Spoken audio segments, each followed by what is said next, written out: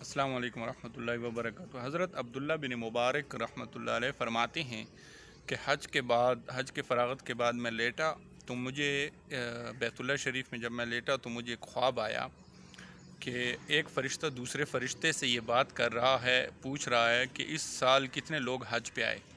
तो एक फ़रिश्ते ने दूसरे को कहा कि इस साल 6 लाख जो लोग थे वो हज पर आए, लेकिन उसमें से किसी भी बंदे का हज जो है वो अल्लाह ताला ने कबूल नहीं किया।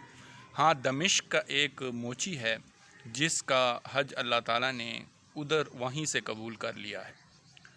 तो हज़रत अब्दुल्ला बिन मुबारक फरमाते हैं कि उसके बाद मैं दमिश्क पहुंचा और उस मोची का पता किया, वहां पर पहुंचा, उसका नस्ब वगैरह पता किया और उससे ये पूछा सारा वाक़या। तो उसने कहा कि मैंने हज के लिए कोई 30 दीनार जो हैं वो इकट्ठे किए थे, लेकिन बड़ी मुश्किल के साथ। लेकिन एक दिन मेरे पड़ोसी के यहाँ से खुशबू आ रही थी खाना पकाने की, तो मैंने अपनी बीवी को कहा कि पड़ोसियों ने कुछ पकाया हुआ है, हमने कुछ पकाया नहीं है, तो जाओ उनसे थोड़ा कुछ ले आओ।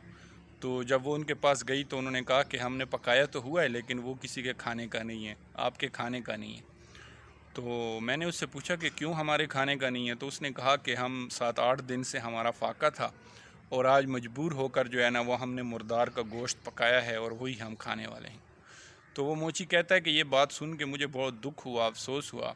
तो जो 30 दीनार मैंने इकट्ठे किए हुए थे अपनी जमा पूंजी, तो मैंने सोचा कि हज से बेहतर है कि इन मुसलमानों की मदद की जाए।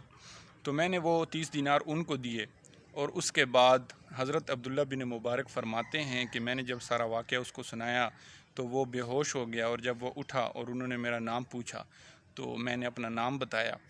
तो इसका जो यानी सबक मिलता है या नतीजा यही है कि हमें मुसलमानों की मदद करनी चाहिए। उन मुसलमानों की जो हमारे पड़ोसी हैं, हमारे रिश्तेदार हैं, जो गरीब हैं, जो खाना वगैरह अफोर्ड नहीं कर सकते, दूसरी ज़रूरियात ज़िंदगी अफोर्ड नहीं कर सकते, तो वो हज से और बाकी चीज़ों से वो बेहतर होता है किसी मुसलमान के लिए आसानी पैदा करना। शुक्रिया।